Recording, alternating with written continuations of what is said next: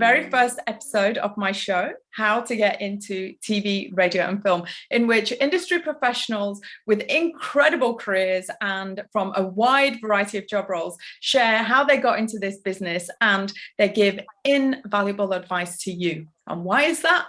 It's because they are so very keen for all of you who want to work in media to follow in their footsteps.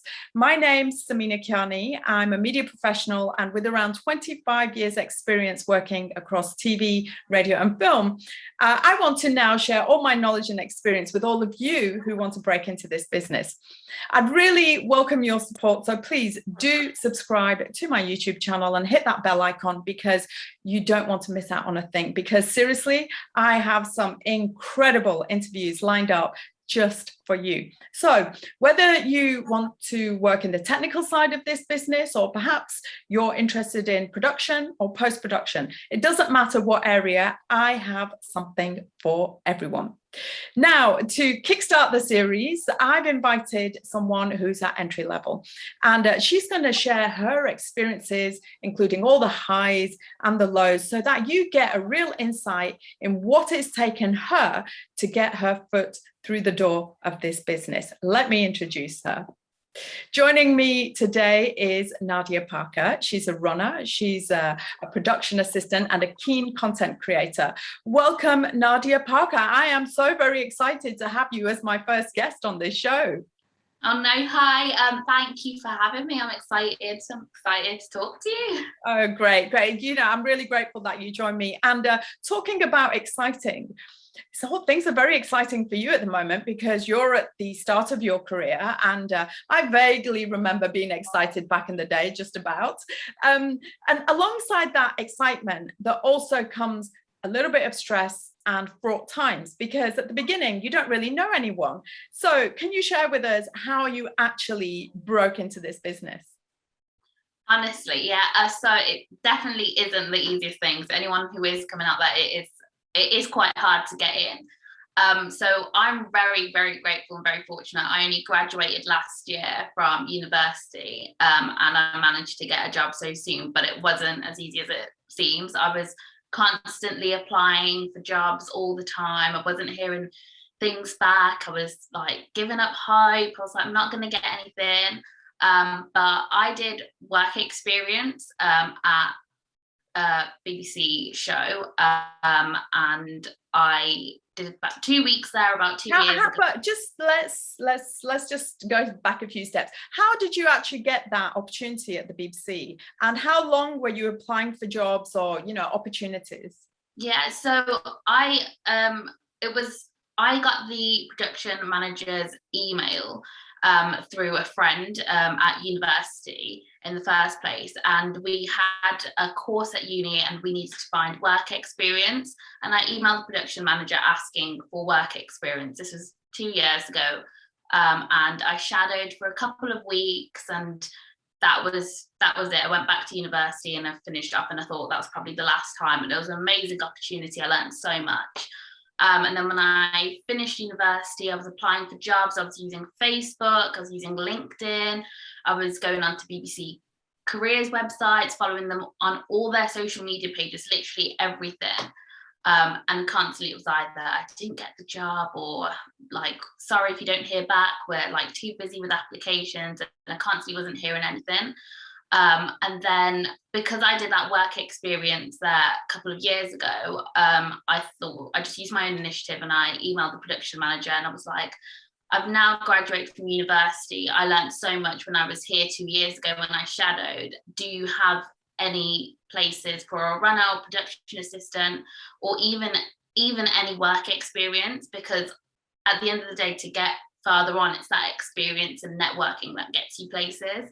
And then he emailed me back and said he had a few bits off, and he gave me a trial run for about a month, and I'm now here like 7-8 months later. So yeah. Well, do you know what? Bravo you for being so persistent and taking that risk, because I can imagine, I know back in the day, I was always a bit reluctant, like, oh, am I going to be bothering somebody? Should I bother to contact them?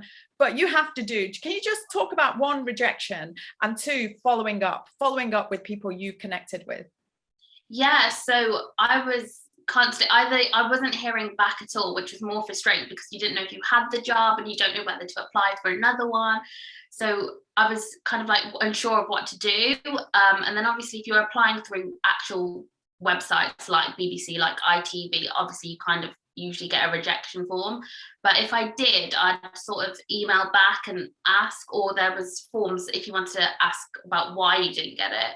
I would always ask why, or if there was anything that was missing, or constantly looking at sites about my CV. And I was very grateful in university that I had a careers advisor there that was available to us, who could look over our CVs, and it's getting those key points on it to show the industry. But every single time I got rejected, it was so hard, like just to give up. It's like, oh, it's not going to happen, because it's so hard.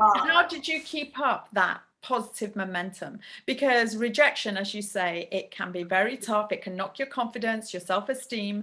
How did you ensure you remain confident and focused on the end goal? Yeah, so I was at one point where I was literally like, that's it, like I've only just graduated, it's fine, I'm not going to get anything anytime soon. Like, especially with COVID around, I was like, it's going to be too hard. And it was just knowing that, like, seeing all these jobs available, and it's like, whenever I was like watching TV or hearing friends about roles or people doing work experience, it's like I wanted to do that, whether or not that was work experience or the job itself. It was like I wanted to do it. So it was continuing, like, because I know how hard it was to get into the industry. I was thinking about how many thousands of people there are trying to apply for jobs. So it's like you've just got to keep going, because there will be a job out there for you. There's just thousands of people applying for it. So it's just knowing that you've got to keep going, because if you stop, then you'll never know. So at least you've got to at least try, otherwise you won't know otherwise. Absolutely. I just want to talk to you about some, over the years I've had lots of young people come do work experience with me, internships, and not all of them, I'm not tarring everybody with the same brush. There was some who, when I would inquire, hey, what do you want to do in this business, what your career aspirations and stuff, and some of them were, how can I put it? They were very impressed by the so-called glamour of this industry. They watch TV and they see the glamorous presenters and actors, likewise at the cinema. Now, that's the very front-facing element, the finished product of what we offer in our business. However, you've got a couple of jobs under your belt. Can you talk about how glamorous it is then? Yeah. I'd definitely say TV is not as glamorous as it seems, even when I work for Marks and Spencer's as well, and everyone's house like, oh my god, you work for TV, and my family like, oh my god, you work for TV, which I'm so grateful for. But it's not as glam as it seems. You could be there for 12 to 13-hour days in the snow, holding gazebos, and it's Monday to Friday, it's long days. You'll be wearing, your car will turn into a wardrobe, because you'll have like shoes, different jackets, different coats, different waterproofs. You'll be spending money, like, not on your own personal clothes to go out in, that will go out the window. You'll be spending money on thermal jackets that heat up, that you can portable charge. Like, it's insane. Like, obviously it's got elements where you're like, yes, you're working TV, you're working on something that is being shown like either worldwide or nationwide, but they are long days. They are 13-hour long days. And well, you're lucky, only 13 hours. I've worked way longer. Yeah, that's the thing, and it could be way longer. Like that, it could be shorter, of course, and it could be way longer. And it's just about pushing through that. But it's definitely not as glam as it seems, because I've been there with about 7 different layers on, a hoodie up, like, and I'm half asleep with a coffee in my hand.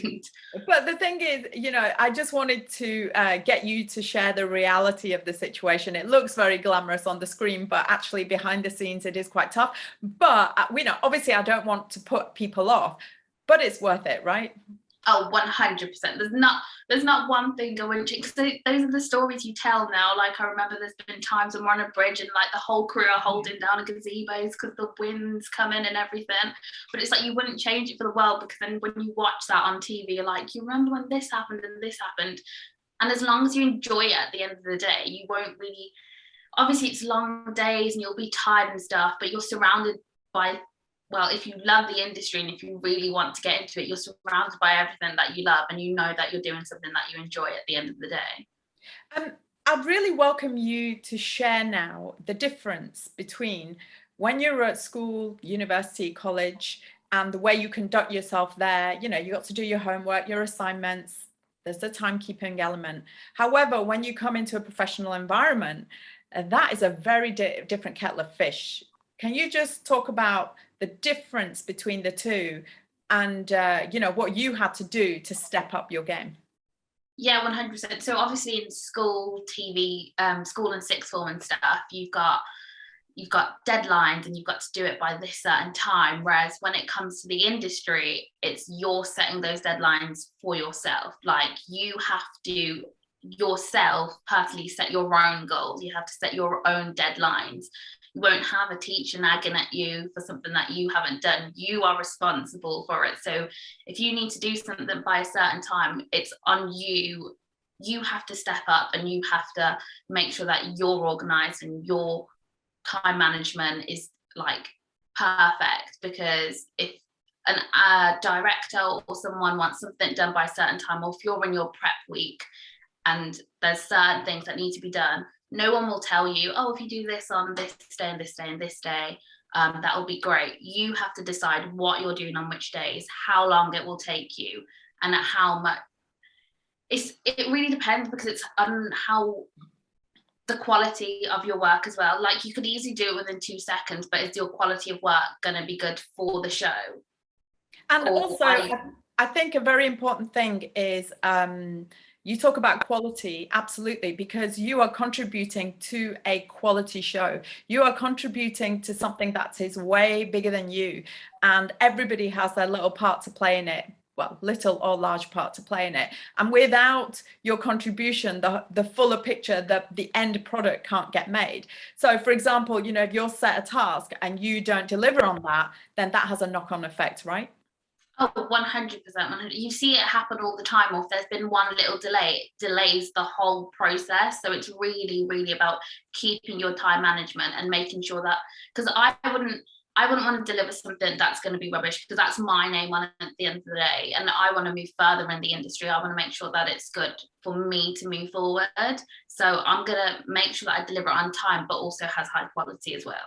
Yeah, I think that's brilliant what you've just said, because those kind of things will make you stand out and ensure, or there'll be higher probability that somebody will notice you and give you future work, or at least recommend you to somebody else, or remember you for something else, you know.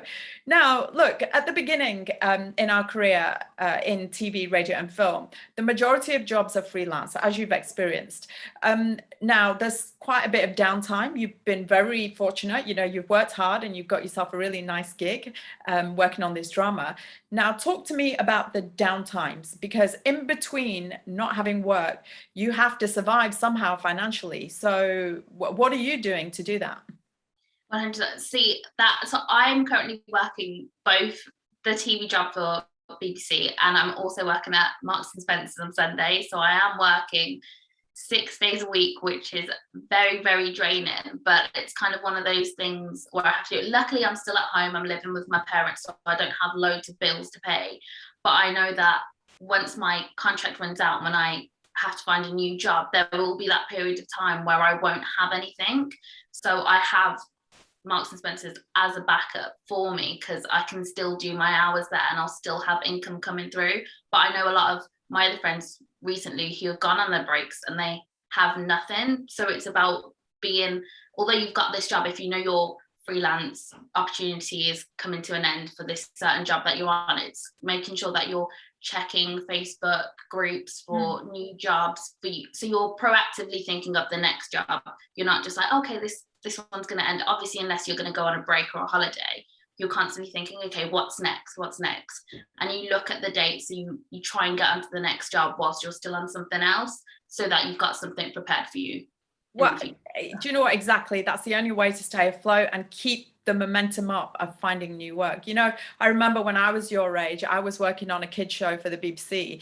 It was such good fun, but it was like getting up at the crack of dawn. You know, I had to be there for like 5 o'clock in the morning, and it was a killer, but it was such good fun. Soon as I'd finished my shift, got back home around midday, I would go and work in a cafe. So my day started at like around 4, but wouldn't finish till about, you know, 5 in that evening. But I was surviving on adrenaline, like you, no doubt, working 6 days a week. However, it was just such good fun and worth it. And I knew that it would contribute to my growth, you know, in the business, and being able to keep a roof over my head and a bit of food to eat, you know. So look, now what I'm really keen to know from you is, you've got some, you know, professional experience under your belt. Have there been any surprises? Have you come across anything that you thought, oh, wow, I didn't expect that in this business? Yeah, a few bits and bobs, to be fair. I'd definitely say about being thick-skinned is definitely one of the things that you probably need to be when going into this, because you're working with a whole crew. Everyone's working these long hours. Everyone was going to get tired at one point. Everyone's going to be really hungry at one point, and people will start to clash with people because you're working with them nearly every single day. Majority of your day is spent with these people, and people will clash because everyone's tired at the end of the day. Everyone's in the same position, and it's just, I was just kind of like, whoa, like people are clashing. But one thing that they told me from day one is every single day is a new day, because you'll come in one day and people could be arguing about a camera or a light or something, just because they're just purely tired from what they've been doing, and then the next day they can be best friends again and the whole day will be running smoothly. But it's just about having that thick skin, and it's not about you taking it personally. It's just everyone's tired, but everyone loves what they're doing, that's why they're doing it. But sometimes obviously the tiredness will get to you, like the hunger will get to you. You will just want to be sleeping. But it's just about continuing going and having that like positive attitude and mental attitude. It's not easy. I really went, when I got this job, this running job, I was like, it's a runner, like that, you know, it's the bottom level. I won't have much to do. I'll maybe making teas and coffees here and there, but there's so much more responsibility to it, so much more, because they give you that responsibility straight away. You'll be dealing with things that you never thought a runner would deal with. You'll be dealing with much more, and it's about taking on that responsibility, and it's not easy whatsoever, and it will get to the point where you feel so drained by it. But it's that positive attitude, and as long as you enjoy it, that's the thing, because you will be spending most of your time on set. If this is the career path that you're going to go into, you will be. So it's about having that passion and that enjoyment, because you wouldn't do a job, you wouldn't want to do something that you don't want to do or that you don't enjoy. So if you want to get into this industry, you want to enjoy it, you want to have that passion, and you need that as well for applying for jobs. Because if you start giving up, if you start being like, oh, I don't really want it, that passion is the thing that's going to drive you through keeping applying for jobs, keeping looking for jobs, because it is tiring. You'll just get rejections all the time, and it just feels like you're not going to get anywhere. But it's just about continuing. Nadia, wise words. Developing a thick skin, great advice. That's one of the first things you have to do. Nothing is personal. You know how I started approaching my work, even after all these years? Obviously you come across challenging personalities, or people are tired and people clash, and you know, things happen. So I just try and approach it like you would your family, your own family. You know, sometimes you fall out, but guess what, the next hour or the next day you're best friends again. There's nothing, you know, you just give it up, and you carry on. So I think that's really wise words coming from you. So now, you know, you've talked about some of the challenges. Tell me about what's the best thing about working in TV for you.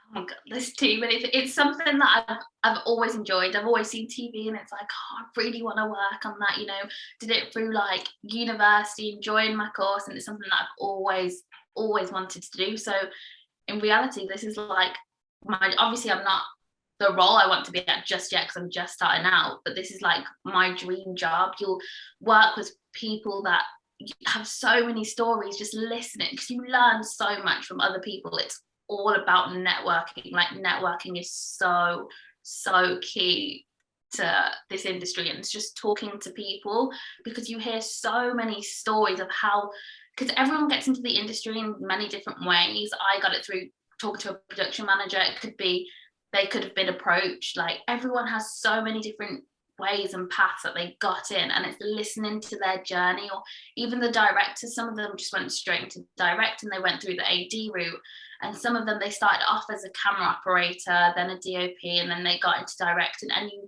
you start to see how each director directs differently, because it's like they know more about cameras, so yeah.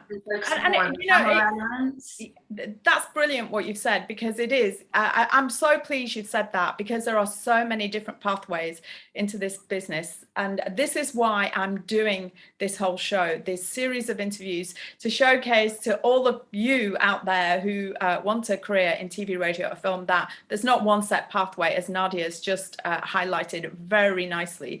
There are so many different pathways. And don't worry, there's some technical terms or titles Nadia has referred to, like AD, assistant director, and a DOP, director of photography. Do not worry, I cover all these roles, and people in those professional roles will be sharing their experiences. And if you're interested in other areas, cameras, sound, lighting, whatever that might be, just do join me every week, because everything that Nadia has mentioned, all the roles will be covered.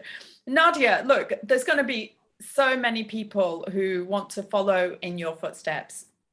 So you've given a lot of great advice, and you've also shared the highs and the lows. But is there anything else you would like to add, a message out to all of those who are now in the position that you were in previously before you've got your break?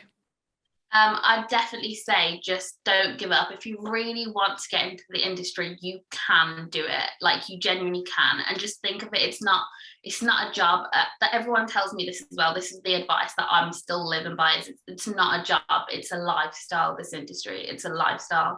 And if you really want to be in this industry, you can do it. It's just about perseverance and keep going. Follow Facebook groups, follow BBC and ITV and all these other companies on Twitter. They have careers pages. Go to careers events. Like, just it's about keep trying and not giving up. Nadia, do you know what? That amazing advice. And I really love your passion. I love your approach to getting into this industry and progressing your career. And it's been absolute joy to have you as my first guest. Thank you so much. And I wish you all the best for your career. Thank you. Now, if you found that interview with Nadia of value, or a lot of what she said resonated with you, then please do hit the like button.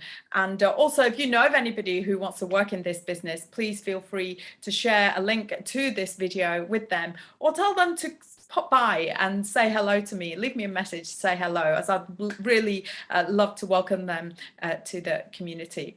Now, if there's a particular role that you're interested in, then please get in touch. I'd love to hear from you. You know, maybe you're interested in cameras, or you're interested in makeup, costume. It doesn't matter what that role is. You let me know what it is, and I will do my very best to go secure an interview with somebody in that position, so you get an insight in what it truly means to work in that role, and to discover if it's really for you. Do keep supporting me, please. Do subscribe to my YouTube channel, and hit that bell icon so you don't miss out on anything, because as I mentioned earlier, I've got some amazing interviews lined up for you, and there's a lot for you to learn from these industry professionals who tell it like it is from first-hand experience. Now, do join me for my show, How to Get into TV, Radio and Film, every Tuesdays. And I also have another show running alongside this, Diversity and Inclusion in TV, Radio and Film, every Thursday, in which industry professionals share their thoughts, their experience, their opinions about this very important matter. And they don't just talk about it, they also share about what they're doing to really impact the industry and create sustainable, positive change so that there's opportunities for everyone, not just a few. And when I say everyone, I mean, it doesn't matter what your background is, it doesn't matter where you come from, whether, you know, what your socioeconomics are, whether you're female, male, whatever your gender or whatever, or however you identify. We want to create opportunities for everyone. So listen, it's been amazing having you join me for my very first episode. I am very grateful, and I really hope that you join me next time when I'll have another amazing guest for you. See you then.